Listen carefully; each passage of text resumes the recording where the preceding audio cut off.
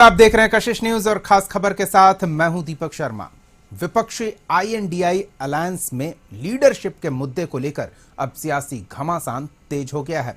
ममता बनर्जी ने गठबंधन के नेतृत्व की इच्छा जताई थी। हमेशा से कांग्रेस का साथ देने वाले लालू यादव ने भी ममता के नाम का समर्थन कर दिया है। तो क्या आईएनडीआई अलायंस अब बिखरने वाला है? इस पर बात करेंगे, साथ ही देखेंगे झारखंड विधानसभा के विशेष सत्र के दूसरे दिन क्या हुआ। तो अगले आधे घंटे तक बने रहिए हमारे साथ। और पहले खबर आईएनडीआई अलायंस में तनातनी की।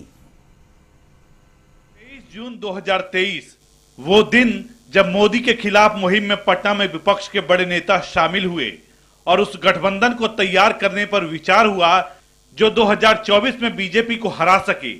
ये मुहिम थी नीतीश कुमार की, लेकिन 6 महीने बाद ही नीतीश कुमार इससे अलग हो गए। नेतृत्व कांग्रेस के पास रहा, लेकिन लोकसभा चुनाव में मोदी को हराने की मुहिम नाकामयाब रही।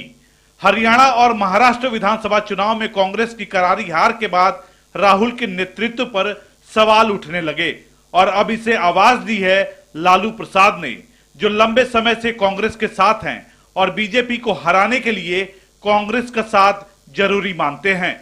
नेतृत्व किसे करना चाहिए, लालू ने यह साफ कर दिया। आपत्ति जता रही है लालू जी,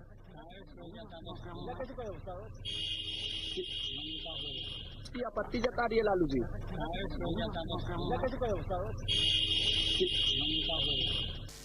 दरअसल पश्चिम बंगाल की मुख्यमंत्री ममता बनर्जी ने पिछले दिनों एक इंटरव्यू में कहा कि मैंने इंडिया गठबंधन का गठन किया था, अब इसे मैनेज करना मोर्चे का नेतृत्व करने वाले पर निर्भर है।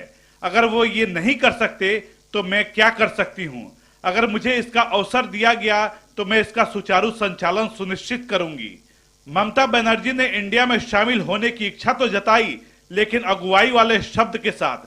तो महाराष्ट्र में हार के बाद शिवसेना यूबीटी को ये बड़ा मौका नजर आया। सब चाहते हैं कि ममता जी इंडिया ब्लॉक की प्रमुख घटक रहे, हमारे साथ रहे, चाहे ममता जी हो, चाहे अरविंद केजरीवाल जी हो, हाँ, शिवसेना हो, हम सब लोग एक साथ है। कुछ थोड़े बहुत अगर मतभेद है, हम खुद कोलकाता में जाकर ममता दीदी से बात करने वाले। इंडिया गठबंधन के नए कप्तान की चर्चा तेज होने पर सवाल उठ रहे हैं कि क्या विपक्षी गठबंधन को लीड कर रही कांग्रेस और राहुल गांधी को साइडलाइन करने की कोशिश हो रही है। सवाल इसलिए कि अब तक कांग्रेस ही गठबंधन को लीड करती रही है, लेकिन विधानसभा चुनाव में खराब प्रदर्शन और ममता बनर्जी के एक बयान ने कांग्रेस के नेतृत्व पर सवाल खड़े कर दिए। दिल्ली विधानसभा चुनाव में कांग्रेस और आम आदमी पार्टी अलग अलग चुनाव लड़ने की तैयारी में है, तो 2027 में होने वाले उत्तर प्रदेश विधानसभा चुनाव से पहले समाजवादी पार्टी का रुख भी अलग ही दिख रहा है। इंडिया गठबंधन को पहले से ही भानुमति का कुनबा बता रही बीजेपी को हमले का मौका मिला और बिहार के डिप्टी सीएम विजय सिन्हा ने कहा कि एक गठबंधन फेल हुआ और अब नई कोशिश भी बेकार रहेगी। तो विपक्षी गठबंधन करने की मुहिम शुरू करने वाले नीतीश कुमार की पार्टी जेडीयू के नेता भी सिर्फ फुटअव्वल की बात कहने लगे हैं। देखिए, मैं बता दिया, इन लोग का हिडन एजेंडा, छुपा हुआ एजेंडा, स्वार्थ और जनता की गाढ़ी कमाई लूटने वाले की जमात अपने बचाव के लिए ये खुल कर करके ये इंडी गठबंधन बनाया था। जनता नकार दी। अब इन लोगों को लगता है कि इस बैनर के तले चेहरा नहीं छुप सकता, तो अब नाटक शुरू किया है कोई नया बैनर का। अराजकता उत्पन्न करना, लोगों को उत्तेजित करना, उन्माद पैदा करके तुष्टीकरण की राजनीति में फिर कोई नया बैनर की शुरुआत करेंगे। इंडिया का कोहराम अब सड़कों पर उतरने लगा है।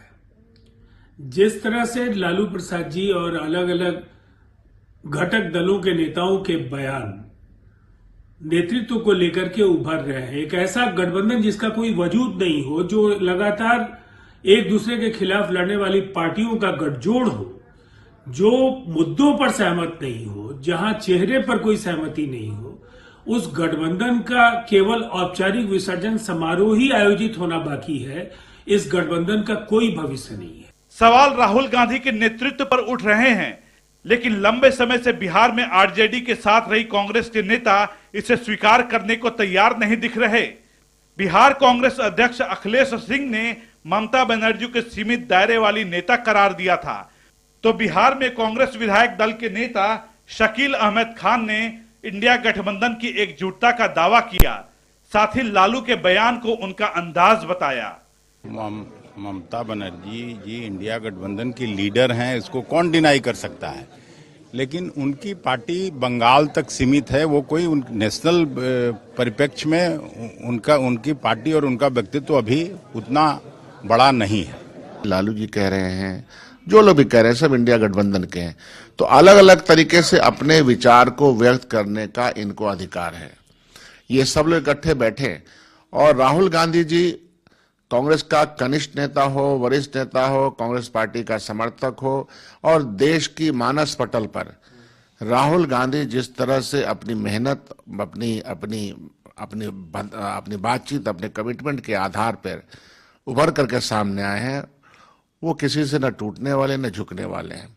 लड़ाई भारतीय जनता पार्टी के विचारों के साथ सीधी है टक्कर हमारी, और वो रहेगी। आजादी के पहले भी थी, आज भी थी। आरएसएस से लड़ाई कोई एक दिन की तो है नहीं। लोकसभा चुनाव के बाद कई राज्यों में विधानसभा चुनाव हुए। हरियाणा में कांग्रेस और बीजेपी का सीधा मुकाबला हुआ, जहां कांग्रेस की हार हुई। महाराष्ट्र में इंडिया गठबंधन फेल रहा। जम्मू कश्मीर और झारखंड में इंडिया गठबंधन की सरकार बनी, लेकिन नेतृत्व दूसरी पार्टी के पास है। लोकसभा चुनाव में काफी वक्त है, लेकिन अगले 2-2.5 सालों में दिल्ली के अलावा बिहार, पश्चिम बंगाल और उत्तर प्रदेश जैसे बड़े राज्यों में विधानसभा चुनाव है, जहां विपक्ष की पार्टियों का सीधा मुकाबला बीजेपी से है। तो सवाल यह है कि कहीं सभी पार्टियां कांग्रेस से दूरी बनाने की तैयारी में तो नहीं। आगे क्या होता है, इसके लिए इंतजार करना होगा। ब्यूरो रिपोर्ट, कशिश न्यूज।